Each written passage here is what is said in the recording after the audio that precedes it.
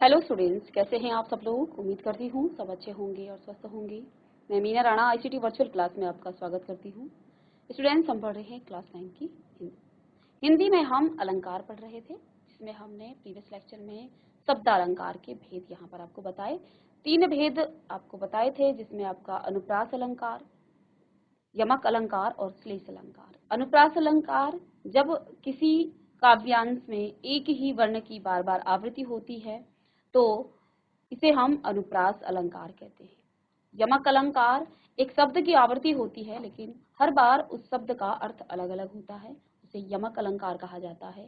और श्लेष अलंकार के बारे में हमने पढ़ा था कि एक शब्द के अनेक अर्थ आते हैं, अलग अलग संदर्भ में एक शब्द के अनेक अर्थ आते हैं, तो वो आपका कहलाता है श्लेष अलंकार। ठीक है, तो अनुप्रास अलंकार की आपने बात की, आपने लिखा भी होगा कि जब किसी काव्य को सुंदर बनाने के लिए आप किसी वर्ण की बार बार आवृत्ति हो या आवृत्ति आप करते हैं तो वो आपका अनुप्रास अलंकार कहलाता है। और किसी विशेष वर्ण की आवृत्ति से वाक्य सुनने में सुंदर लगता है, जैसे आपका चारु चंद्र की चंचल किरणें खेल रही थी जलथल में। तो ऊपर दिए गए उदाहरण में आप देख सकते हैं कि चौवर्ण की आवृत्ति हो रही है और आवृत्ति से जो है वाक्य का जो सौंदर्य है वो बढ़ रहा है। यहाँ अनुप्रास अलंकार है। साथ में हमने अनुप्रास अलंकार के कुछ उदाहरण यहाँ पर और बताए थे। तो इस तरह से ही पूछा जाता है, काव्यांश दिए जाते हैं, जैसे आपको दिया जाएगा मुदित मुदित महिपति मंदिर आई, सेवक सचित सचिव सुमंत्र बुलाई। तो इसमें आपका मौ वर्ण की आवृत्ति और दूसरी पंक्ति में आपका सवर्ण की आवृत्ति हो रही है, इसलिए यहाँ पर आपका अनुप्रास अलंकार होगा। नेक्स्ट है आपका बंदौ गुरुपद पद्म परागा, सुरुचि सुवास सुवास सरस अनुरागा। तो इसमें आपके सवर्ण की और शुरू में आपका पवर्ण का आवृत्ति हो रही है, इसलिए यहाँ पर आपका अनुप्रास अलंकार होगा। रघुपति राघव राजा राम, पतित पावन सीताराम। तो पहली पंक्ति में रौवर्ण का और दूसरी पंक्ति में पवर्ण का की आवृत्ति हो रही है, इसलिए इसमें आपका क्या है, अनुप्रास अलंकार है। जो खग हऊ बसेरो करौ मिली, कालिंदी कूल कदम्ब की डरनी। इसमें सेकंड जो आपकी लाइन है, जो दूसरी लाइन है, उसमें क वर्ण की आवृत्ति हो रही है, इसलिए यहाँ पर भी आपका क्या है, अनुप्रास अलंकार है। नेक्स्ट है आपका कंकन किंचिन नुपुर ध्वनि सुनी, कहत लखन सनि राम हृदय गुनी। तो इसमें आपका क वर्ण की आवृत्ति हो रही है।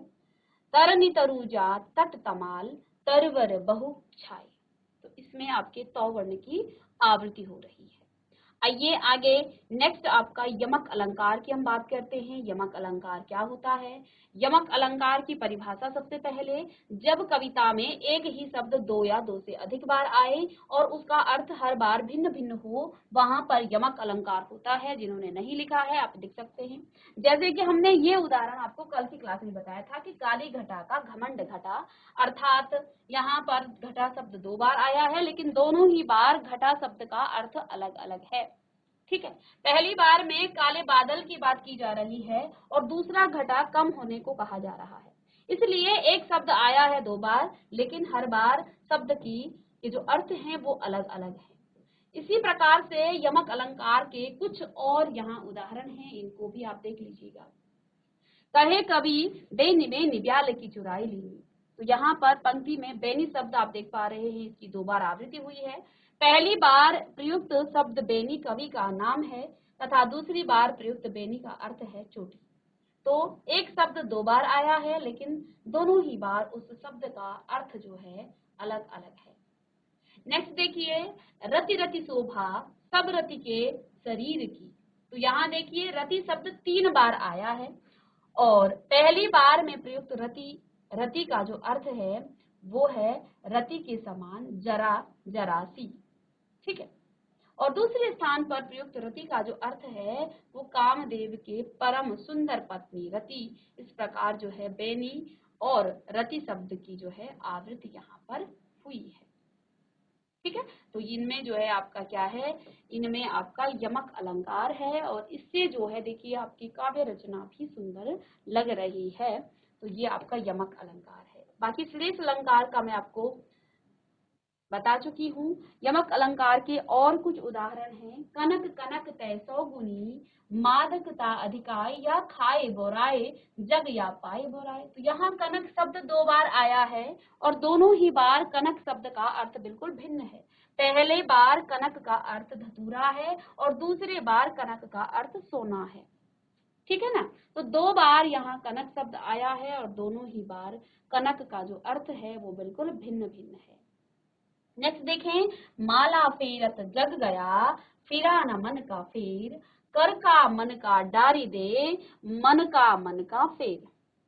तो मन का शब्द की 2 बार आवृत्ति हुई है। पहले मनका का अर्थ है हृदय और दूसरा मनका का अर्थ है मोती। तो यहाँ पर मन का शब्द 2 बार आया है, लेकिन दोनों ही बार उसका जो अर्थ है वो बिल्कुल भिन्न भिन्न है। तो इसको भी आप लिख सकते हैं कि उदाहरण। चलिए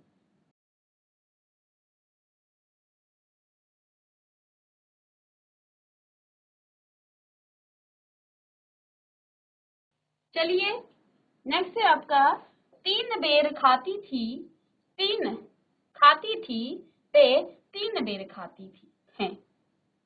बेर शब्द की 2 बार आवृत्ति हुई है। पहले बेर का अर्थ एक फल है और दूसरे बेर का जो अर्थ है वो 3 बार है। ठीक है। तो यहाँ बेर शब्द 2 बार आया है, लेकिन दोनों ही बार उसका अर्थ बिल्कुल भिन्न है। ठीक है, दोनों ही बार उसका अर्थ बिल्कुल भिन्न है। ठीक है ना। चलिए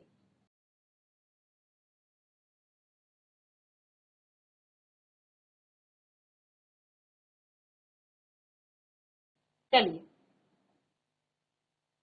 अब नेक्स्ट जहां हमने श्लेष अलंकार की यहाँ पर बात की थी। देखिए आपके श्लेष अलंकार भी आपके सिलेबस में है। तो श्लेष अलंकार में हमने क्या कहा, एक शब्द जैसे हमने कहा, रहे मन पानी राखिए, बिन पानी सब सून, पानी गए न उबरे, मोती मानुष सून। इसका उदाहरण मैं आपको लिखा चुकी हूँ और श्लेष अलंकार के बारे में भी आपको बता चुकी हूँ कि एक शब्द की अनेक अर्थ हों अलग अलग संदर्भ में। तो ऐसे काव्य में जब ऐसा जो है देखने को मिल जाए तो ऐसे काव्य में जो है आपका श्लेष अलंकार होता है।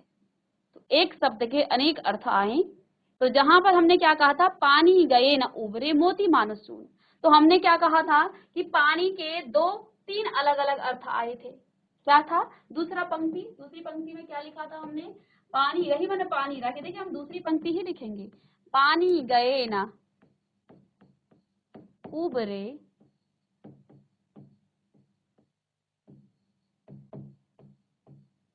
मोती मानुष चून। तो यहाँ पानी जो शब्द है ना, इसके 3 अर्थ आए हैं, 3 अलग अलग अर्थ। देखो ये पानी शब्द मोती के लिए उसकी चमक का अर्थ देता है। अगर इस मोती में चमक ना हो, उसका मूल्य नहीं है, उसका मूल्य नहीं है। मनुष्य के संदर्भ में उसका चरित्र है। मनुष्य में यदि चरित्र नहीं है, उसका व्यवहार आचरण व्यवहार नहीं है, तो वो मनुष्य भी व्यर्थ है। और चून यानी कि चून के संदर्भ में ये यहाँ पानी की बात कर रहा है, जल की बात कर रहा है। ठीक है। तो यहाँ 3 अर्थ आए हैं इस पानी के। मोती में पानी ना हो यानी कि चमक ना हो तो उसका कोई मूल्य नहीं।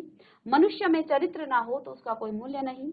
और चून यानी आटे में यदि पानी ना हो तो उसका भी कोई अर्थ नहीं है, उसका भी कोई मूल नहीं है। तो इस प्रकार से यहाँ पर आपका श्लेष अलंकार। अब हमने अर्थालंकार के भेद पढ़े थे, जिसमें आपका उपमा अलंकार, रूपक अलंकार, उत्प्रेक्षा अलंकार, अतिशयोक्ति अलंकार और मानवीकरण अलंकार हमने यहाँ पर बताया था। तो आपने लिखा भी होगा। ठीक है, चलिए इतना लिख लीजिएगा। अब लिखिएगा उपमा अलंकार। अर्थालंकार का पहला भेद उपमा। चलिएगा, अर्थालंकार का पहला भेद उपमा अलंकार।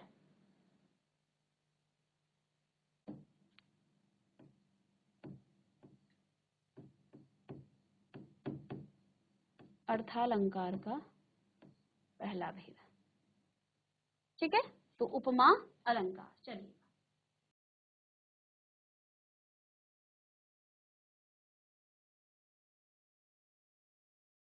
चलिए अब है आपका उपमा अलंकार।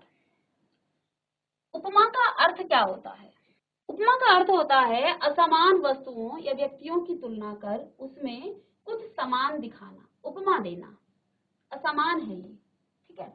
असमान वस्तुओं या व्यक्तियों की तुलना करके उसमें कुछ समानता दिखाना या कुछ समान दिखाना, जहां आपका रूप हो सकता है, गुण हो सकता है, रंग हो सकता आदि के आधार पर हम दो वस्तुओं या दो व्यक्तियों की तुलना करते हैं, वहां पर उपमा अलंकार होता है। लिखिएगा कि दो असमान वस्तुओं या व्यक्तियों की तुलना कर उनमें कुछ समान दिखाना, उनमें कुछ समान दिखाना, जहां रूप, रंग, गुण आदि के आधार पर दो वस्तुओं या व्यक्तियों की तुलना की जाती है, वहां उपमा अलंकार होता है, वहां उपमा अलंकार होता है। ठीक है। उपमा के अंग देखिए, उपमा के दो अंग हैं, उपमेय और उपमान। उपमा के दो अंग हैं, उपमेय और उपमान। जिसकी तुलना की जाए उसे आप उपमेय कहते हैं, उपमान जिससे आप तुलना कर रहे हैं। और इसमें दो चीजें होती हैं, साधारण धर्म, समान गुण या विशेषता। जिस वजह से आप क्या कर रहे हैं, उन दोनों की तुलना कर रहे हैं। ठीक है। वाचक शब्द, जिन शब्दों की सहायता से उपमा अलंकार की पहचान होती है, जैसे सा, सी, तुल्य, सम, जैसा, ज्यों, सरिस के समान आदि शब्द वाचक शब्द कहलाते हैं। ठीक है। आदि शब्द आपके वाचक शब्द कहलाते हैं। चलिए, उपमा के अंग उपमेय और उपमान। साधारण धर्म यहाँ समान गुण या विशेषता होगी। जिन शब्दों की सहायता से उपमा अलंकार की पहचान होती है, जैसे सा, सी, तुल्य, सम, जैसा, ज्यों, सरिस के समान आदि शब्द वाचक शब्द कहलाते हैं। ठीक है। आदि शब्द वाचक शब्द कहलाते हैं।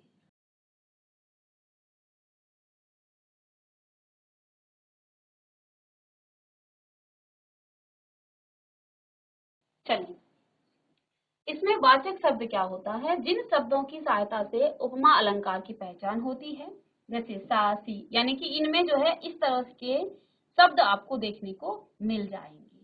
तो ये कुछ अंग हैं उपमा के, जिसकी आप तुलना करते हैं, जिसकी तुलना की जाए वो आपका उपमेय कहलाता है, जिससे आप तुलना करते हैं वो आपका उपमेय कहलाता है। और साधारण गुण या धर्म, जिस भी चीज से आप उसकी तुलना कर रहे हैं वो साधारण गुण धर्म होते हैं। अब यहाँ देखते हैं उदाहरण क्या होता है, इससे ज्यादा हमें समझ में आएगा उपमा अलंकार। तो देखिए, कर कमल सा कोमल है, कर कमल सा कोमल है। ऊपर दिए गए उदाहरण में कर अर्थात हाथ को कमल के समान जो है कोमल बताया गया है। तो हम तुलना किसकी कर रहे हैं, कर की, यानी हाथ की। तो हाथ, क्योंकि हम हाथ की तुलना कर रहे हैं, तो हाथ आपका उपमेय हो जाता है। कमल क्या है आपका, उपमान है। कमल आपका उपमान है। ठीक है। और साधारण धर्म एवं सा आपका वाचक है। ठीक है। तो ये आपका क्या हो जाएगा, यहाँ पर आपका उपमा अलंकार का ये एक उदाहरण है। ठीक है। उपमा अलंकार का ये एक उदाहरण है। ठीक है। चलिए, कर कमल सा कोमल है। ऊपर दिए गए उदाहरण में कर अर्थात हाथ को कमल के समान कोमल बताया गया है। इस उदाहरण में कर उपमेय है और कमल उपमान है। कोमल साधारण धर्म है एवं सा आपका वाचक शब्द है। ठीक है। चलिए,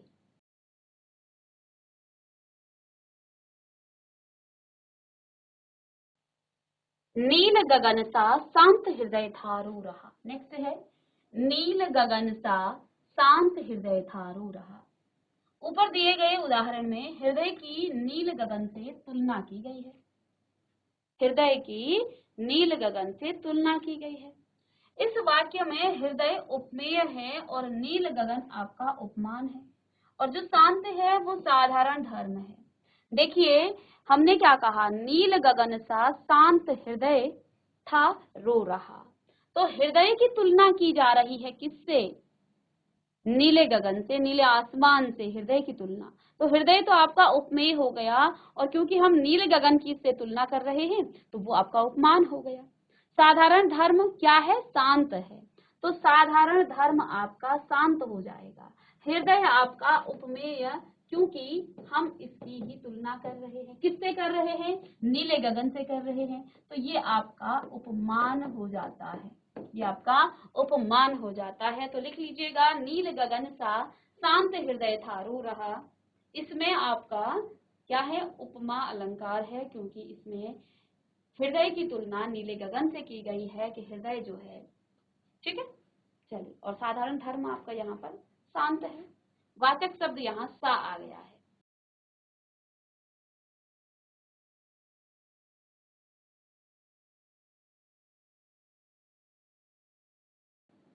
नील गगन सा शांत हृदय था रो रहा। चलिए, उपमा अलंकार के यहाँ पर कुछ और उदाहरण है, इनको भी आप लिख लेंगे। पीपर पात सरिस मन डोला, पीपर पात सरिस मन डोला। अब यहाँ पर आप उदाहरण देखिए, मन को पीपल के पत्ते की तरह हिलता हुआ बताया जा रहा है। मन की तुलना की जा रही है पीपल के पत्तों पर से। तो यहाँ पर मन तो आपका उपमेय हो गया और पीपर पात आपका उपमान हो गया। किसकी तरह? सरिस मन डोला, डोला ये साधारण धर्म हो गया। सरिस अर्थात के समान, तो ये आपका वाचक शब्द हो गया है। इन चार शब्दों को ही आपको पहचानना है, उपमेय, उपमान, साधारण धर्म और आपका वाचक शब्द। इनसे भी आप जो है उपमा अलंकार की पहचान कर सकते हैं, ठीक है ना। तो चलिए इसको लिख लीजिएगा, पीपर पात सरिस मन डोला। तो यहाँ पर मन को पीपल के पत्ते की तरह हिलता हुआ बताया जा रहा है। यहाँ पर मन को पीपल के पत्ते की तरह हिलता हुआ बताया जा रहा है। चलिए नोट कीजिएगा। आगे नेक्स्ट उदाहरण है आपका, हाय फूल सी कोमल बच्ची, हाय फूल सी कोमल बच्ची। यहाँ ऊपर दिए गए उदाहरण में बच्ची को फूल की तरह कोमल बताया गया है, यानी कि बच्ची की तुलना फूल से की गई है। तो बच्ची तो आपकी उपमेय हो, जिसकी तुलना की जाती है, जिस व्यक्ति या वस्तु की तुलना की जाती है वो आपकी उपमेय होती है, और जिससे तुलना की जाती है वो आपका उपमान हो जाता है। और कोमल यहाँ पर क्या है? साधारण धर्म है, ठीक है। और सी आपका क्या हो जाएगा? ये वाचक शब्द हो जाएगा। तो बच्ची आपकी क्या है? उपमेय है, कोमल आपका साधारण धर्म है, और फूल से तुलना की जा रही है, तो फूल आपका यहाँ पर उपमान हो गया है। तो जब उपमेय की उपमान से तुलना की जाती है, कई बार आपको सीधे लिखा जाता है, व्यक्ति और वस्तु को छोड़ करके सीधे उपमेय और उपमान की बात की जाती है, कि जब उपमेय की उपमान में तुलना की जाती है तो वहां पर उपमा अलंकार होता है। तो सबसे पहले हमें ये जानना जरूरी है कि उपमेय क्या है, उपमान क्या है, साधारण धर्म क्या है। तो किसी वस्तु की या किसी व्यक्ति की आप किसी अन्य व्यक्ति या वस्तु से जब तुलना करते हैं तो वो आपका क्या हो जाता है? उपमेय, और जिससे तुलना की जाती है वो आपका उपमान कहलाता है। ये जानना इसमें ज्यादा जरूरी है। तो मिलते हैं नेक्स्ट लेक्चर में, तब तक के लिए thank you and have a nice day.